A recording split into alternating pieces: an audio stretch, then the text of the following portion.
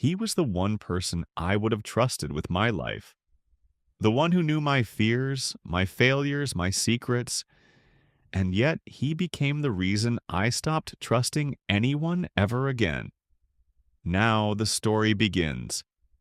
My name is Adrian Cole, and for most of my life, I believed that real friendship was unbreakable, that some bonds were stronger than money, success, or jealousy. I grew up in a quiet, middle class neighborhood where people didn't have much, but they had each other, and that's where I met Ryan. Not in school or at work, but on a cracked basketball court behind our apartment buildings. Two kids chasing a ball and unknowingly building a bond that would last more than 15 years. We grew up together, failed exams together, dreamed together, and promised each other that no matter what happened in life, we would never turn into those men who stabbed friends in the back for personal gain. And for a long time, it truly felt like we meant it. Ryan knew everything about me. My financial struggles, my family problems, the nights I couldn't sleep because I felt like I was falling behind in life. And I knew his too. We were the kind of friends people envied, the kind who could sit in silence and still feel understood. And when adulthood hit us hard with bills, responsibilities, and pressure to succeed, we faced it together, or at least I thought we did. A few years later, when I finally gathered the courage to start a small business, Ryan was the first person I told. I still remember sitting across from him in a cheap cafe, explaining my idea with shaking hands, unsure if he'd laugh at me or support me, but instead his eyes lit up.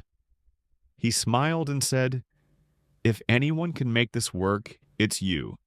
And I'm with you all the way."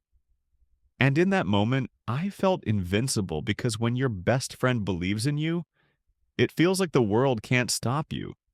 I trusted him completely, maybe too completely, because I didn't just trust him with my idea, I trusted him with access, decisions, contacts, and eventually control. While I worked endlessly, sacrificing sleep, relationships, and peace of mind, Ryan slowly became the face people saw, the voice clients heard, and the person who handled things. While I stayed in the background, believing loyalty mattered more than recognition. But betrayal never arrives loudly. It arrives quietly, wearing the face you trust most. At first, it was small things I ignored, meetings I wasn't invited to, decisions made without my input, financial details that felt vague. Whenever I asked, Ryan had an explanation, always calm, always reasonable, always reassuring me that everything was under control and that I was just overthinking. And because I trusted him, I believed him. Months passed, the business grew, and so did the distance between us. Ryan started dressing better, talking differently, acting like success belonged to him alone, while I told myself this was just stress, just growth pains, just adulthood doing what it does. Changing people until the day I received a call that shattered everything I believed. A client I had never spoken to before called me directly, thanking me for selling the company and wishing me luck in my next chapter. And I remember standing there frozen, the phone heavy in my hand, my heart racing, my mind refusing to process the words.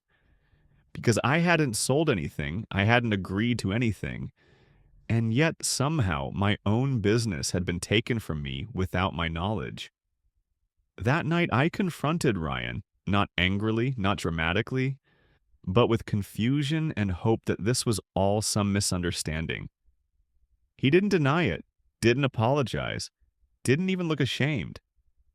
Instead, he looked relieved, like someone who had finally stopped pretending, and said words I will never forget. "I did what I had to do. You were too slow. This was my chance." In that moment, 15 years of friendship collapsed into a single sentence. He had used my trust as a ladder, climbed past me, and kicked it away without hesitation. The person I defended, supported, and believed in, had quietly rewritten our story, turning himself into the hero and me into a footnote. And what hurt the most wasn't the money or the business. It was realizing that while I saw him as family, he saw me as an obstacle. The weeks that followed were dark. I lost more than a business. I lost confidence, identity, and the ability to trust my own judgment. I replayed every conversation, every sign I ignored, every moment I chose loyalty over logic, wondering how someone who knew my soul so well could betray me so easily, and the silence that followed his exit was louder than any argument we ever had. But time has a cruel way of teaching lessons we try to avoid. Slowly, painfully, I began rebuilding. Not the business, but myself. I learned to sit with the pain instead of running from it, to accept that betrayal says more about the betrayer than the betrayed, and to understand that not everyone who walks beside you is meant to walk with you forever. Years later, I heard about Ryan again. Not through revenge, not through satisfaction, but through rumors of lawsuits, broken partnerships, and people who trusted him the way I once did. And for the first time, I felt something unexpected. Not happiness, not anger, but clarity. Because I realized something powerful. He didn't take my future. He revealed his character. And that knowledge freed me more than success ever could. Today, I live differently. I choose trust carefully, loyalty wisely, and I no longer confuse history with obligation. I understand now that some people are chapters, not the whole book, and that the deepest betrayals often come from those closest to us, not to destroy us, but to wake us up. The end. Moral of the story. Not everyone who walks with you wants to see you win.